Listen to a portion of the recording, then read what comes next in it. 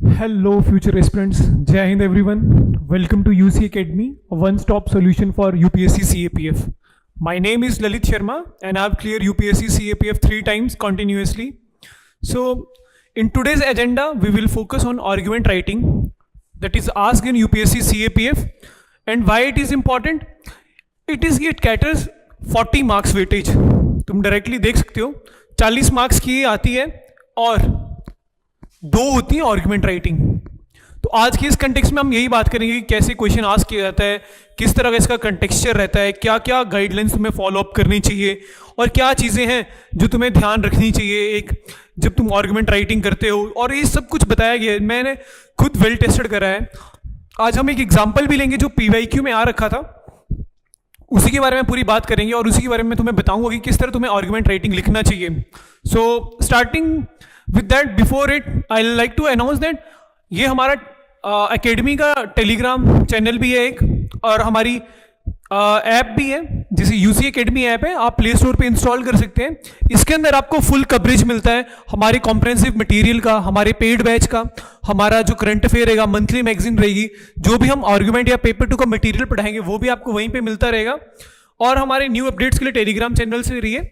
और ये हमारा जो ऑनलाइन फाउंडेशन कोर्स है उसकी डिटेल्स है, 200 आवर ऑनलाइन रिकॉर्डेड लेक्चर्स मिलेंगे, पेपर 1 और पेपर 2 दोनों की कवरेज रहेगी, टेस्ट सीरीज मिलेगी तुम्हें, आंसर राइटिंग पे ज़्यादा फोकस किया जाएगा क्योंकि पेपर में तो वही लिखना है ना, और कॉम्प्रहेंसिव स्टडी मटेरियल मिलेगा, special sessions bye officers and selected candidates and guest faculties भी आएंगी और पर्सनल मेंटोरशिप रहेगी। तो उससे तुम्हें एक कॉम्प्रहेंसिव तैयारी करवाई जाएगी ताकि तुम अपना जो UPSC CAPF 2026 है क्लियर कर पाओ और लिस्ट में अपना नाम देख पाओ और जल्दी एकेडमी ज्वाइन करो। सो आज हम बात करते हैं आर्गुमेंट राइटिंग के ऊपर। तो सबसे पहले बात करते हैं आर्गुमेंट राइटिंग। ये तुम्हारे second question of the paper होता है। जो पेपर 2 है तुम्हारा, उसके अंदर हमने लास्ट वीडियो में पेपर एनालिसिस किया था कि किस तरह से UPSC का पेपर 2 बनता है। अब हम आज की बात करेंगे आर्गुमेंट राइटिंग के ऊपर, जो directly second question of the paper होता है। और इसमें 2 स्टेटमेंट्स गिवन रहती हैं, तुम्हारे पास 2 स्टेटमेंट्स दी जाएंगी UPSC में, और दोनों के ऊपर तुम्हें आर्गुमेंट लिखना होता है। आर्गुमेंट में क्या होता है, right argument for and against each of the following statements, ऐसे तुम्हें ये हेडलाइन दी जाएगी और बताया जाएगा कि जो एक क्वेश्चन है वो 20 मार्क्स का है और 2 क्वेश्चन हो गए, टोटल 40 मार्क्स का ही होगा। टोटल पेपर तुम्हारा 200 मार्क्स का होता है, टोटल मार्क्स तुम्हारे 200 होते हैं और 40 मार्क्स का आर्गुमेंट ही है। आर्गुमेंट में कुछ भी नहीं है, तुम्हें स्टेटमेंट्स के एक फेवर में लिखना है और एक अगेंस्ट में लिखना है, फेवर और अगेंस्ट, इनमें ही तुम्हें लिखना होता है दोनों। और क्या चीज़ होती है, टोटल वेटेज होगा। और एक और चीज़ जो बहुत इंपॉर्टेंट है आर्गुमेंट राइटिंग के बारे में, जो तुम्हें ध्यान रखनी चाहिए, वो क्या है, no specific guidelines given by UPSC how to write. तुम्हें कोई गाइडलाइन नहीं दी जाती है UPSC के द्वारा तुम्हें आर्गुमेंट राइटिंग कैसे करनी है। मतलब जैसे तुम्हें एक टेक्सचर लाइन दी जाएगी, अब तुम पे है तुम इसका फेवर कैसे लिखते हो, पैराग्राफ राइटिंग में लिखते हो या फिर तुम पॉइंट फॉर्मेट में, जैसे एक इंट्रोडक्शन लिख दिया तुमने, फिर हेडिंग दिया points in favour of the above statement 1 2 3 4 5 6, फिर तुमने एक और introductory line the, connecting line the. Although we have discussed so many advantages, let's focus on the challenges part of this, points in against 1 2 3 4 5 6 and एक suitable conclusion। तो वो एक अलग format होता है, कई पैराग्राफ में लिखते हैं, कई पॉइंट फॉर्मेट में लिखते हैं। तो मैं आज अपना फॉर्मेट बताऊंगा जिस हिसाब से मैंने लिखा और मैंने क्लियर करा ये एग्जाम, ताकि तुम्हें हेल्प हो आगे। नो वर्ड लिमिट मेंशन्ड, ये बहुत इंपॉर्टेंट है। एस्से में तुम्हें 300 वर्ड्स की वर्ड लिमिट होती है एस्से में। रिपोर्ट राइटिंग में भी तुम्हें बोला जाता है कि 200 वर्ड्स के आसपास लिखो, बट आर्गुमेंट राइटिंग में no limit, no word limit, very important. तुम मतलब कितने भी पॉइंट लिख सकते हो। One must write points in favour and against of the given statement. ऐसा नहीं कि तुमने एक स्टेटमेंट ली उसका फेवर लिखा तो आधा पार्ट, तो नंबर भी फिर आधे ही मिलेंगे, पूरे नहीं मिलेंगे। तो उस हिसाब से up to one's own wisdom how to write. और ये तुम्हारे विजडम के ऊपर है कि तुम कैसे लिखते हो। किसी को पैराग्राफ में अच्छा लगता है, किसी को पॉइंट फॉर्मेट में लगता है, क्योंकि जैसे तुमने देखा होगा कि पेपर में एडिटोरियल्स आते हैं, तो एडिटोरियल्स सबका अपना लिखने का तरीका होता है, वैसे ही इसको लिखने का भी सभी का अपना अलग तरीका होता है। आगे बात करते हैं कि माई अप्रोच। मतलब देखिए, अब मैं पढ़ा रहा हूं तो मेरी एक अपनी अप्रोच है, मैंने भी एग्जाम क्लियर किया है, 3 बार किया है कंटिन्यूअसली, तो मतलब मैंने अच्छे नंबर लाए हैं हर बार। तो मैं इसमें अपनी अप्रोच डिस्कस करूंगा कि कैसे मैं लिखता हूं और कैसे तुम्हें प्रिपेयर करना चाहिए। सबसे सिंपल बात और सबसे बेस्ट बात है, मैंने सिविल सर्विसेज का मेंस भी लिखा, मेरे उसमें भी अच्छे मार्क्स आए, इंटरव्यू में थोड़े मार्क्स से रह गया था। तो मैंने जो एक की लाइन पता की यूपीएससी के बारे में जो मुझे समझ आती है, सिंपल लैंग्वेज, बहुत सिंपल लैंग्वेज लिखने की जरूरत है तुम्हें, और हैंड राइटिंग फेयर होनी चाहिए, मतलब तुम लेजिबल। मेरी कोई बहुत अच्छी हैंड राइटिंग नहीं है कि तुम सोचोगे कि बहुत ही अच्छी कैलीग्राफिक टाइप लिख रहा हूं, नहीं, नॉर्मल एवरेज हैंड राइटिंग है। बस तुम थोड़ा स्पेसिंग रखो, वर्ड्स को अच्छे से हाईलाइट करो, अंडरलाइन करो, और एक पैटर्न में लिखो जिससे कि तुम्हारा सही विजुअलाइजेशन हो उसको। Simple language and fair hand writing. आगे मेरी अप्रोच है ये, introduction for the given statement. जैसे तुम्हें कोई भी अगर क्लाइमेट चेंज की मानो एक स्टेटमेंट दे दी क्लाइमेट चेंज, तुम उसकी शुरुआत ऐसे भी कर सकते हो कि according to IPCC the global temperature has been rising above 1.5 degree above the industrial time. तो एक इंट्रोडक्टरी लाइन है क्लाइमेट चेंज की। या फिर तुम ऐसे तो recently rise in sea level rise has been seen in witness in various seas and the various coastal states has been coming under the verge of सी। सो ये इस तरह की इंट्रोडक्शन है। तो कोई स्टेटमेंट हो, रिसेंट कोई रिपोर्ट आई हो किसी कमेटी की, कोई डाटा हो, जिसे मैंने लिखा है if possible introduction must include data, report, recent news related to the topic. Okay, mention bodies like NITI Aayog. देखो, अब अगर तुम्हें अपने जो तुम्हारा एग्जामिनर है वो इंडिया का ही, अगर तुम इसमें नीति आयोग इंडिया की ऑर्गेनाइजेशन लिख रहे हो, उनकी रिपोर्ट लिख रहे हो, जैसे नीति आयोग हो गया, नेशनल फैमिली हेल्थ सर्वे हो गया, उसकी रिपोर्ट लिख रहे हो तुम, आरबीआई की कोई रिपोर्ट आई है उसके ऊपर बात करते हो तुम, जैसे मिनिस्ट्री ऑफ फाइनेंस की कोई रिपोर्ट है, तुम बजट का मेंशन करते हो, तुमने बजट मेंशन कर लिया कि इन द रिसेंट बजट, तुमने इकोनॉमिक सर्वे मेंशन कर दिया। तो इस तरह की जो चीजें होती हैं वो तुम्हारी क्रेडिबिलिटी दिखाती है, तुम्हारा दिखा रहा है कि तुम किस हिसाब से प्रिपेयर करते हो। वर्ल्ड बैंक आ गया, आईएमएफ आ गया, गवर्नमेंट ऑफ इंडिया गया, एनजीओ आ गया, किसी एनजीओ ने कोई सर्वे करा है, किसी एनजीओ ने कुछ काम करा है, उससे भी इंट्रोडक्शन कर सकते हो। Civil society, PM president speech, तो इन सभी की बहुत वेटेज होती है। एक अच्छा तरीका होता है शुरुआत करने का। देखो, ये तुम्हारा फेवर और अगेंस्ट होता है, हर चीज का एक बैलेंसिंग होता है, बैलेंसिंग बीम की तरह तुमने देखा है। तो हर किसी का एक पॉजिटिव होता है, एक नेगेटिव होता है, तुम्हें एक अप्रोच के साथ काम करना होता है, वो हम बात कर रहे हैं। और under each segment favour and against write as much point as you can, at least 6। मतलब देखो, बोर्ड एग्जाम की तरह है, तुम पेज भरोगे तुम्हें नंबर मिलेंगे, बट नंबर कैसे मिलेंगे, जब थोड़ा अच्छा भी लिखोगे। तो अब इसमें मेरा जो आंकलन रहा यही रहा कि 6 पॉइंट मिनिमम तो लिखने चाहिए, फेवर में भी और अगेंस्ट में भी। उससे तुम्हारी इन डेप्थ नॉलेज रिफ्लेक्ट होती है। और वो कैसे बढ़ेगी तुम्हारी, न्यूज़पेपर पढ़ो।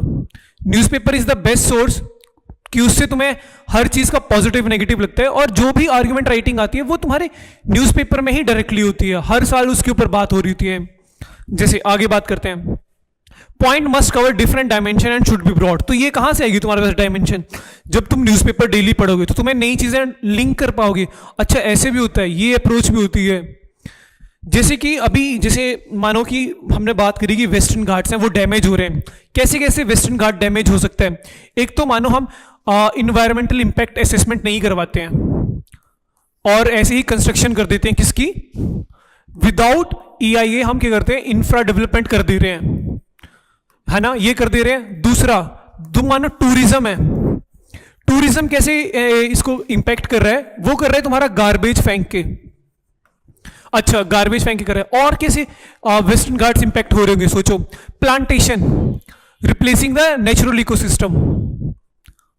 तो ये तुम देखो ये हो रहा है। और चौथा क्या हो सकता है, चौथा हो सकता है तुम्हारा कि heavy metal contamination, heavy metal contamination. तो इससे भी क्या हो रहा है कि तुम्हारा वेस्टर्न घाट जो वो पॉल्यूट होता जा रहा है। और भी करेगा, डिफॉरेस्टेशन तुम डाल दो कि माइनिंग डाल दो, तो इस तरह की चीजें होती है। तो वो कि कैसे हो रहा है, तो वो सब चीजें बतानी होती है तुम्हें। तो तुम्हें जब न्यूज़पेपर पढ़ोगे तुम्हें हर चीज का डायमेंशन मिलेगी। आगे, points coated with data have a strong relevance. अब मैं तुम्हें कोई चीज बता दूं कि कोई फैक्ट के साथ कि हाँ जी ये आईपीसीसी ऐसा बोल रहा है, जी इकोनॉमिक सर्वे ऐसे बोल रहा है कि 80% ऑफ वुमेन्स ही काम करती हैं लेबर फोर्स पार्टिसिपेशन रेशियो में, तो वो चीजें काम में आती हैं। तो जिस चीज के बारे में तुम्हारे पास डाटा, फैक्ट, रिपोर्ट होगी उसकी ज्यादा वेटेज होगी ना। जैसे मानो तुम कोई एग्जांपल ही दे रहे हो घर पे, पर तुम्हारे पास उसका एविडेंस है, तो एविडेंस ज्यादा स्ट्रांग माना जाएगा ना, और marks will be given if you right complete paper. देखो पेपर में मार्क्स तो मिलते हैं, मैंने एक बार कैपिटल पनिशमेंट गलत लिख दिया था 2023 के पेपर में, बट फिर भी मुझे मार्क्स मिले क्योंकि मैंने बाकी क्वेश्चंस अच्छे लिखे हुए थे, तो मार्क्स मिलते हैं। ओके, आज टॉपिक ऑफ द डे क्या है? House work is unpaid labour. अब ये जो स्लाइड है, house work is unpaid labour, 2024 में PYQ आया था, इसी के ऊपर आएगा। तो हम इसमें आज क्या बात करेंगे, हम टॉपिक जो है, जो हमारा टॉपिक होता है उसको कैसे हम लिखेंगे। देखो, हम जो हमारा टॉपिक होगा house work is unpaid labour, हम इसको सेंटर में लिखेंगे और इसको ऐसे बॉक्स कर देंगे, ठीक है। UPSC sheet margins. अच्छा चलो, अब मैं तुम्हें थोड़ा पहले यूपीएससी शीट दिखा देता हूँ कि देखो मार्केट में जो शीट्स तुम देखते हो, एक सेकंड में तुम्हें दिखाता हूँ कि जो मार्केट में शीट्स आती हैं वो यूपीएससी शीट से बहुत अलग होती हैं। देखो ये मैंने एक सैंपल बनाया है तुम्हारे लिए, मैंने खुद लिखा है अपने हाथ से, house work is unpaid labour. तो मार्केट में तो तुम्हें इसी तरह की शीट्स मिलती हैं जितना होता है, और ये मार्जिन्स बने होते हैं। बट यूपीएससी की शीट क्या होती है कि वो लंबी भी होती है, इस तरह को ब्रेड्थ होती है उसकी, काफी ज्यादा विड्थ लंबी होती है। बट जो मार्केट में आती है उनमें क्या बोलते हैं, लंबी ही होती है और साइड की तरफ विड्थ ज्यादा नहीं होती, ब्रेड्थ ज्यादा नहीं होती। तो जो मैं तुम्हें गाइडलाइंस यूपीएससी शीट के बारे में बता रहा हूं वो चीजें तुम ध्यान रखना। सबसे पहली बात देखो, ये margins do not right on margins, ये बहुत बड़ी बात है। अगर ये तुमने लिखा तो इससे क्या होगा कि तुम्हारे मार्क्स कटेंगे, और मार्क्स कैसे कटेंगे तुम्हारे, पेनल्टी। जब तुम्हारा फाइनल मार्क्सशीट आएगी ना तो उसमें नीचे होगा पेनल्टी 5 मार्क्स, तो वो इन्हीं वजह से भी हो सकते हैं, या तो तुम्हें एग्जामिनर ही कम मार्क्स दे। तो मैंने तुम्हें पहले बताया कि तुमने बॉक्स करना है टॉपिक को। अब points in favour of the above statement, इसको भी हाईलाइट करो, एग्जामिनर को दिखाओ। स्पेसिंग दिख रही है, स्पेस दिखाओ उसके कि सर मैंने ऐसे लिखा है। अच्छा, और ये जो पॉइंट 1 2 3 तुम सोचोगे इधर लिख दे, नहीं, मार्जिन्स में मना है तो मतलब मना है, मार्जिन्स में मना है तो मतलब मना है, कुछ भी नहीं लिखा जाएगा। जैसे देखो इधर 3 4 5 6 हर चीज ऐसे मेंशन करनी है। और एग्जांपल्स, जैसे तुम एग्जांपल्स मैंने ये डाला है, तुम ऐसे लिखो E.G और तुम ऐसे सब्सटेंशिएट करो अपने एग्जांपल को। तो ये एक पूरा फॉर्मेट है, इसको हम स्टडी करेंगे कि कैसे मैंने लिखा। तुम देख सकते हो ये एक पिक्चर कि जैसे देखो मैंने ये लिखा है, अच्छा जी ये आ गया, ये आगे भी होगा। अब जैसे पॉइंट्स इन अगेंस्ट, तो ये ऐसे लिखने हैं, देखो पूरा, और हाईलाइट भी करना है। जो जो चीज तुम्हें दिखानी है उसको तुम उसको हाईलाइट भी करोगे। कैसे हाईलाइट करोगे वो मैंने तुम्हें दिखाया, जो तुम्हारा मेन चीज होगी। तो ऐसे आज मैं तुम्हें सैंपल भी दिखाऊंगा कि कैसे लिखना है, और हम पूरे टॉपिक को डिस्कस भी करेंगे आज। इससे तुम्हारा होगा, तुम्हारा PYQ रिवीजन भी हो जाएगा, तुम्हें पता भी लग जाएगा कि किस तरह के टॉपिक्स आते हैं और किस तरह से तुम्हें लिखना चाहिए, ठीक है। अब देखो हमने बात क्या कर ली, टॉपिक का मैंने तुम्हें बता दिया, बॉक्स अराउंड इट ये भी मैंने तुम्हें बता दिया, यूपीएससी मार्कशीट कि क्या क्या तुम्हें करना है वो बता दिया मैंने, ensure proper spacing and division in the topic for and against वो मैंने तुम्हें बता दिया, right in a manner that things must be clearly visible. अब मैंने तुम्हें अपना लिखा हुआ, हाथ से लिखा हुआ सैंपल दिखाया कि किस तरह तुम्हें लिखना है, इससे क्रेडिबिलिटी आ रही है, तुम्हें दिख रहा है कि एक्चुअली में लिखा कैसे जाता है आर्गुमेंट। और अंडरलाइन मैंने तुम्हें दिखाया कि किस तरह अंडरलाइन करने हैं तुम्हें कीवर्ड्स, ताकि जो एग्जामिनर है उसके पास इतना टाइम नहीं कि वो तुम्हारा पेपर देखे, तो उसको तुमने डायरेक्टली लिखाना है। और if writing heading do and circle it, वो मैं तुम्हें आगे बताता हूं। तो ये सब चीजें हैं, ये करनी है। अब आर्गुमेंट राइटिंग की बात आती है, तो ये हमारा पेपर है, अगर मुझे पेपर में ये टॉपिक आ गया तो मुझे कितने स्पेस मिलेगा लिखने के लिए। देखो तुम्हें 3 शीट्स मिलेंगी। जब तुम आर्गुमेंट राइटिंग पेपर में लिखोगे तुम्हें 3 शीट्स मिलती हैं। तुम यहां से अपना ये लिखो हेडिंग, यहां पे अपनी इंट्रोडक्शन लिखो, और यहां पे पॉइंट्स इन फेवर, फिर ये यहां तक लिखो, फिर यहां पे दूसरा पॉइंट बनाओ, पॉइंट इन अगेंस्ट यहां तक लिखो, और फिर यहां पे दो एक कंक्लूजन। तो इस तरह तुम 3 पेज का पार्टीशन करोगे। तो आज हम अपने टॉपिक को डिस्कस करते हैं, अनपेड लेबर को। Okay, house work is unpaid labour. तो इंट्रोडक्शन, देखो मैंने तुम्हें बताया कि तुम डाटा कर सकते हो, न्यूज़पेपर का एनालिसिस लिख सकते हो। तो ये जैसे मैंने आज करा है कि मैंने एक सर्वे को लिया है, according to the time use survey 75% of Indian women are involve in unpaid labour, which includes, क्या क्या इंक्लूड करता है, cooking, care giving service. Care giving जैसे मानो कि तुम्हारे जो बच्चे होते हैं उनको संभाल करना, जो अपने दादा दादी माता पिता हैं उनका ध्यान रखना, अनपेड कम्युनिटी सर्विसेज जो तुम कम्युनिटी लेवल पे करते हो साथ में मिलके, are not included in national GDP calculation.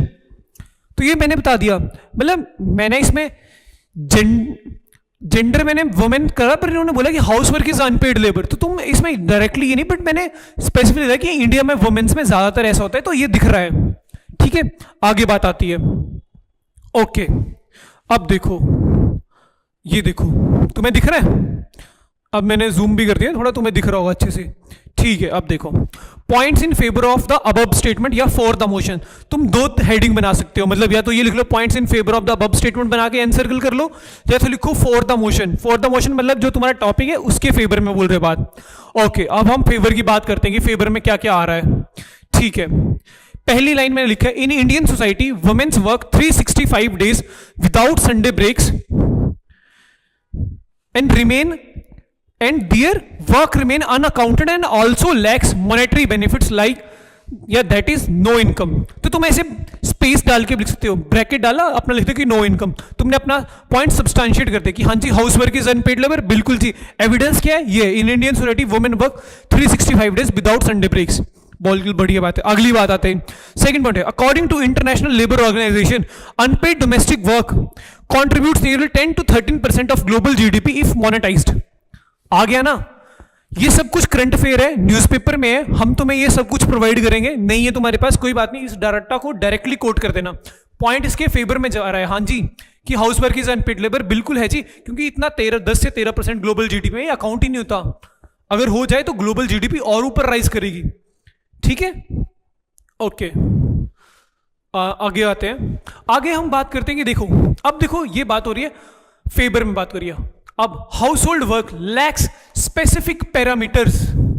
अब जैसे मानो मैंने जीडीपी कैलकुलेट करनी है, तो मेरे पास 3 मेथड है, प्रोडक्शन मेथड, एक्सपेंडिचर मेथड या इनकम मेथड, 3 मेथड है मेरे पास कैलकुलेशन करने के लिए। बट जो हाउस ऑफ वर्क है, जैसे मानो खाना बनाना है जी कमरा साफ करना है जी सब्जी लेके आनी है मार्केट से जी, घर वालों का ध्यान रखना है जी, आज अगर कोई विलेज में तो जी घास लेके आना है, तो वो सब कैसे अकाउंट करेंगे? We lack specific parameters to determine the quantity and quality of the work to put in terms of economic activity। ये मैं नहीं बोल रहा, IMF बोल रहा है। अब देखो एक चीज, तुम्हें हर चीज नहीं पता ना कि उस ऑर्गेनाइजेशन ने बोली है नहीं बोली है, तुम्हें लगता है ये लॉजिकल पॉइंट है, ब्रैकेट में लो और उस ऑर्गेनाइजेशन का नाम लिख दो। अब कई बोलेंगे कि यार तुम IMF की फुल फॉर्म लिखो, इंटरनेशनल मॉनेटरी फंड, यार बहुत लंबा हो जाएगा, और IMF उसको भी पता है कि क्या है IMF, तो तुम लिखो, मैंने लिखा है, नंबर मिले है ना, भरोसा रखो, तुम लिखो बिंदास, कोई दिक्कत नहीं है। आगे, house workers lack monetary benefits like corporate workers, they have no salary, no fixed income, no insurance and no pension facility. Example, national survey organisation, उसका जो नेशनल स्टैटिस्टिकल ऑर्गेनाइजेशन का सर्वे है, वो बोलता है 81% of Indian women engaged in domestic works. बिल्कुल पीछे favour में आ रहा है, मैंने बता दिया, और हाईलाइट भी करो, देखो लैक मॉनेटरी बेनिफिट्स, हाँ जी, ये no fixed income, no salary, no insurance, no pension facility, 81% engaged in domestic works, तो डायरेक्टली दिख रहा है तुम्हें। ओके, आगे बात करते हैं। अगला पॉइंट बोल रहे हैं OECD data reveals that women spend 4.5 hours daily on unpaid work, limiting time for paid employment। हाँ जी, सब्सटैंशिएट कर रहा है जी हमारी इसको, house work is unpaid labour, बिल्कुल इतना कर रही है जिसकी वजह से वो पेड एम्प्लॉयमेंट के लिए टाइम ही नहीं बचता है उनके पास। तो देख रहे हो डायरेक्ट, अब तुम्हें ये दिख जाएगा लास्ट, हाँ अब तुम्हें दिख रहा होगा पूरा। अच्छा ठीक है, आगे देखो, house work is generally perceived as moral obligation, कि ये तो उनकी ड्यूटी ही है जी करना, जरूरी वुमेन नहीं, हाउस वर्क ये मॉरल ऑब्लिगेशन है, thus never seen as labor work done by an individual। Example, women raised with the role to perform housework, मतलब हमारी सोसाइटी में जब कोई लड़की बड़ी हो रही है तो उनको ज्यादातर घर का काम सिखाया जाता है, कुकिंग सिखाई जाती है, घर के और काम सिखाए जाते हैं, कैसे करा जाता है। तो एक इसके ऊपर सोशियोलॉजिकल स्टडी में वो भी बोलते हैं कि girl is raised as a gender, कि हाँ जी ये है, ये गर्ल है, तो एक स्पेसिफिक बचपन से ही उनको दिखाया जाता है कि आप स्पेसिफिक रोल्स करेंगी, आपके लिए स्पेसिफिक काम है, आप यही करेंगे। तो एक और स्पेसिफिक जॉब्स हैं, जैसे पिंक कॉलर जॉब्स होता है, वुमेन्स के लिए जो है पिंक कॉलर जॉब, जैसे कि आप रिसेप्शन पे देख पाएंगे, जैसे आप एयर हॉस्टेस देख पाएंगे। तो कुछ ऐसी पिंक कॉलर जॉब हैं जहां पे सिर्फ वुमेन्स को ही ज्यादा प्रेफरेंस दिए थे और उनको बड़ी बड़ी उसमें नहीं ले जाता है, जिसकी वजह से ग्लास क्लिफ एक कॉन्सेप्ट आता है कि women's are not raise to the higher levels in the institutions. ठीक है, अगला पॉइंट आता है हाउसवर्क। तुम्हें दिख रहा होगा 7th point, housework is seen as a form of love and affection, thus it poses difficulty in equating as a economic activity।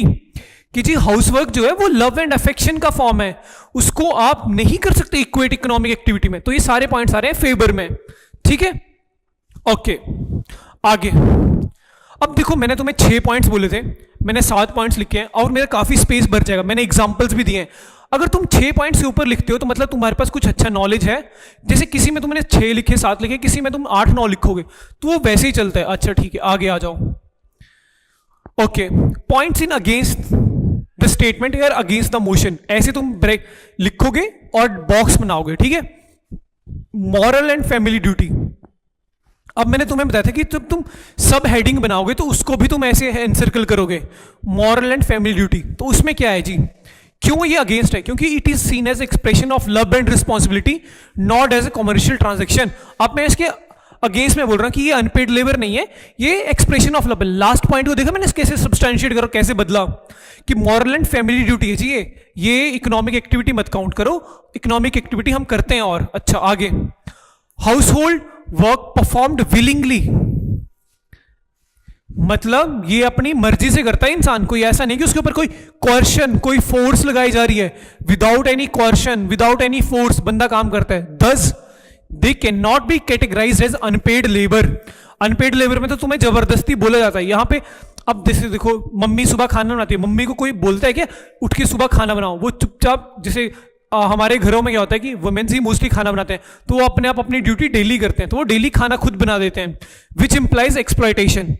अच्छा, मतलब ये क्या कह रहा है कि जो हाउस होल्ड वर्क है उसको आप नहीं बोल सकते कि ये अनपेड लेबर है, बिकॉज ये विलिंगली होता है और विदाउट कोअर्शन होता है।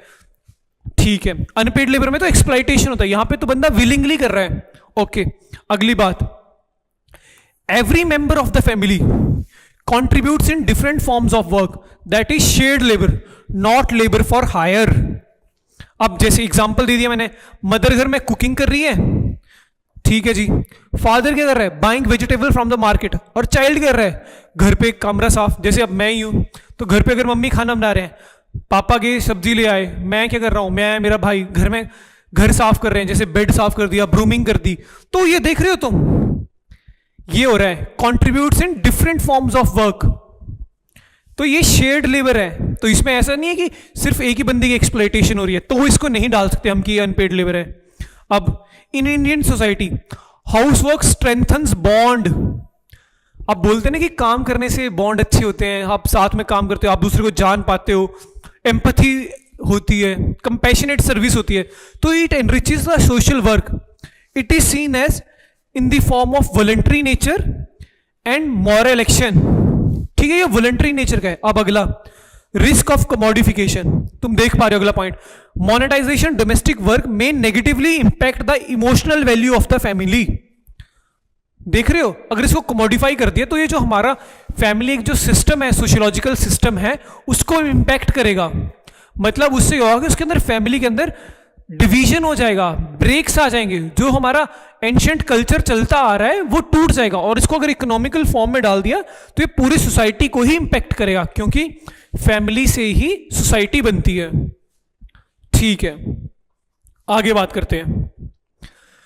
What is the with the transition into urban lifestyle. ठीक है, अर्बन लाइफस्टाइल हो रहा है, एंड न्यूक्लियर फैमिलीज, मतलब जैसे अब लोग गांव से उठ के शहरों में काम करने के लिए आ रहे हैं, काम करने के लिए आ रहे हैं, इंडस्ट्रीज है यहाँ पे, और यहाँ पे दिल्ली में आ जाओ, जैसे मान दिल्ली में कोई बंदा हिमाचल से आया यहाँ पे काम करने के लिए। अब उसको क्या है, यहाँ पे रहना है, तो दिल्ली महंगी भी है, आसान तो है नहीं, सस्ता तो है नहीं, तो महंगा भी है। अर्बन लाइफस्टाइल, अगर उसको अच्छा करना है तो पैसे खर्चने पड़ेंगे। न्यूक्लियर फैमिलीज हो गई, जो पहले ज्वाइंट फैमिलीज थी अब वो छोटी फैमिलीज हो गई है। तो men's participation in the domestic work is gradually increasing, time use survey report. तो ये सब्सटैंशिएट कर रहा है उस बात को कि ऐसा नहीं है कि house work is unpaid labour, ये कम्युनिटी, मतलब सब मिलजुल कर रहे हैं, शेयर्ड लेबर की तरह बात कर रहे हैं। House hold workers benefit indirectly. अब जैसे मानो जो घर में हाउस होल्ड कर रहा है वो इनडायरेक्टली बेनिफिट भी होता है, तो इसको अनपेड लेबर नहीं बोला जाता। मतलब उसको कुछ चीजें मिलती हैं, जैसे खाना मिलता है उसको, हाउसिंग फैसिलिटी मिलती है, सिक्योरिटी मिलती है, बीमार हो गया तो हेल्प मिलती है, which act as non monetary compensation.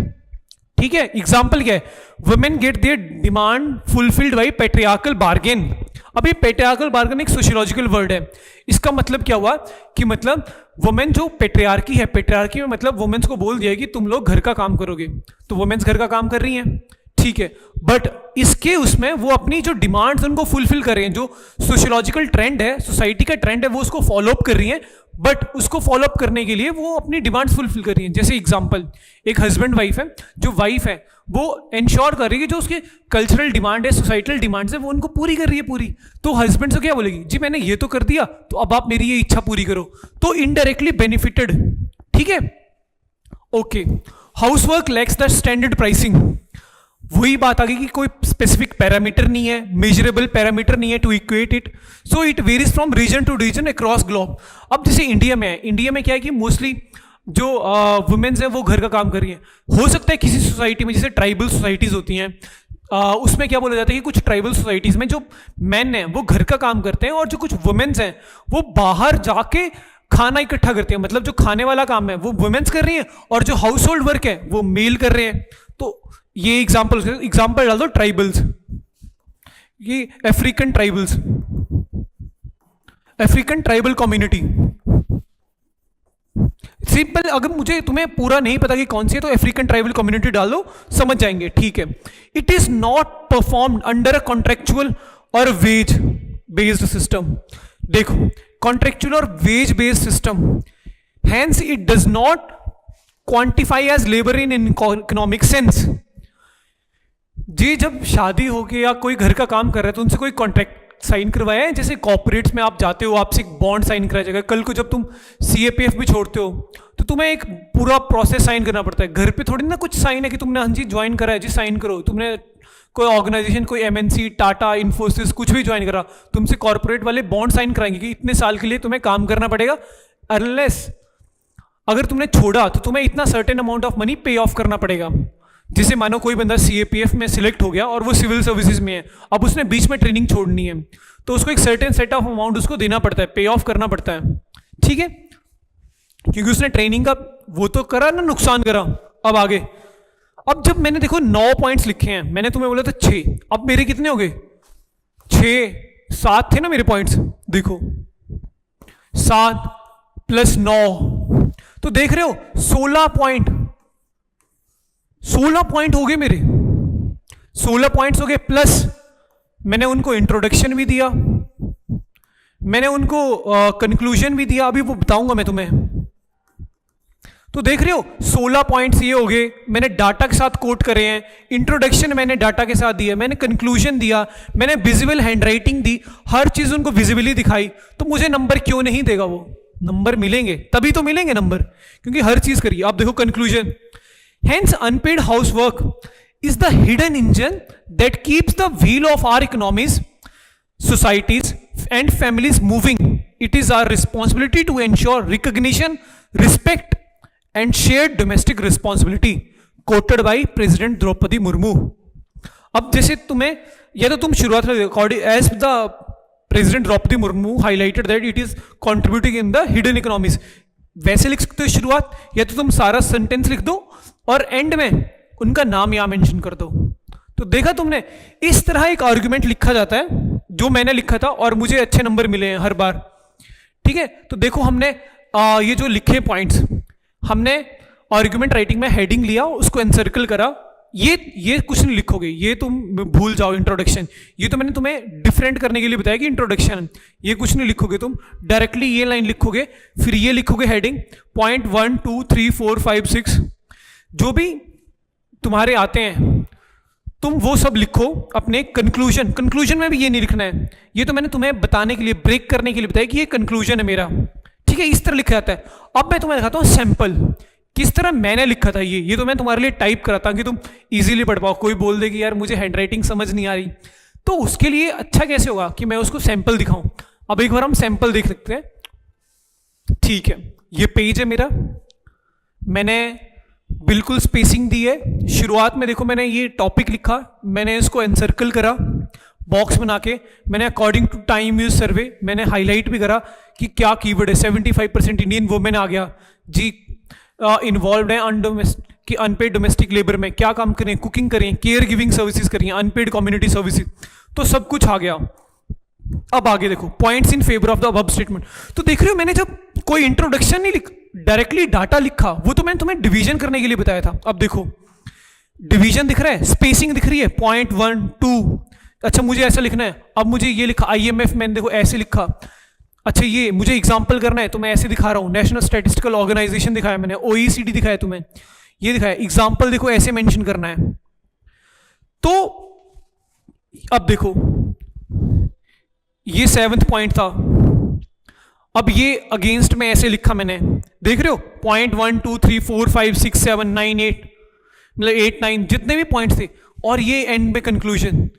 तो तुम देख रहे हो मैंने तुम्हें आज PYQ करवाया, तुम्हें मैंने फॉर्मेट बताया कि तुम किस तरह लिख सकते हो, तुम्हें मैंने अपना सैंपल भी दिया कि मैं किस तरह लिखता था, तुम किस तरह जो गलतियां UPSC की शीट में ना करो वो कर सकते हो अभी। ठीक, कैसे तुम्हें अंडरलाइन करना है वो मैंने तुम्हें बताया, मार्जिन्स क्रॉस नहीं करने वो मैंने तुम्हें बताया, तो हर चीज मैंने तुम्हें बताई। और ये आज मैंने एक PYQ की आर्गुमेंट डिस्कस करी है, आने वाले लेक्चर्स में मैं हर एक जो PYQ है उसको डिस्कस करूंगा, वीडियोस तुम्हें बनाऊंगा ताकि तुम्हें एक कंटेंट मिल जाए, और यही मटेरियल तुम आगे आने वाले अपने पेपर में भी यूज कर सकते हो। और तुम कैसे एनरिच कर सकते हो अपने कंटेंट को, तुम अपने कंटेंट को ऐसे एनरिच कर सकते हो जैसे मानो तुम देखो अब तुम डेली न्यूज़पेपर पढ़ो, न्यूज़पेपर से क्या होगा कि तुम्हें कुछ भी अगर कुछ न्यूज़ हो रही है तुम्हें मिल रही है, एक डायरी बनाओ उसमें लिख लो न्यूज़पेपर से। दूसरा, तुम इंस्टाग्राम पे गवर्नमेंट पेजेस को फॉलो करो, जो गवर्नमेंट पेजेस हैं उनको फॉलो करो, उससे तुम्हें डाटा मिलेगा। डिस्कशन, दोस्तों के साथ डिस्कशन करो, और अगर वो नहीं कर पा रहे हो तो क्या करो, यूट्यूब में संसद टीवी ये तुम देखो। संसद टीवी में क्या होता है कि पर्सपेक्टिव करके एक शो आता है, उसके अंदर क्या होता है कि जो इंडिया के बहुत बड़े बड़े रिस्पेक्टिव साइंटिस्ट हैं, प्रोफेसर्स हैं, वो सब आते हैं, तो उन सब के व्यूज सुनो, उनको लिख लो, तुम्हें अच्छा लगा नोट्स बना लो, तो इन सभी चीज़ों को तुम्हें फायदा होगा। और अगली चीज, तुम हमारी एकेडमी के जो हम मटेरियल डाल रहे हैं अपनी एप्लीकेशन में, वहां से तुम ये अपलोड कर, वहां से डाउनलोड करो, देखो, पढ़ो, हमारे टेलीग्राम चैनल पे आओ, वहां से पढ़ो, तो इससे तुम्हारे एक होलिस्टिक स्टडी होगी, और जब अगले साल तुम बैठोगे तो तुम्हें अच्छी होगा, तुम और अच्छा लिख पाओगे। और एक और चीज, तुम हमारी टेस्ट सीरीज भी ज्वाइन कर सकते हो, जिससे तुम्हें पूरी कवरेज मिलेगी, अच्छा होगा, तुम्हारा प्रिपरेशन बहुत फास्ट होगी। तो यही रहेगा, हम आगे भी PYQ डिस्कस करेंगे, एंड मैं यही तैयारी करूंगा कि तुम लिखते रहो, अपना कंटेंट तैयार करते रहो, और जब अगले साल पेपर आए तो तुम और अच्छे से कर पाओ। थैंक यू एवरीवन, जय हिंद।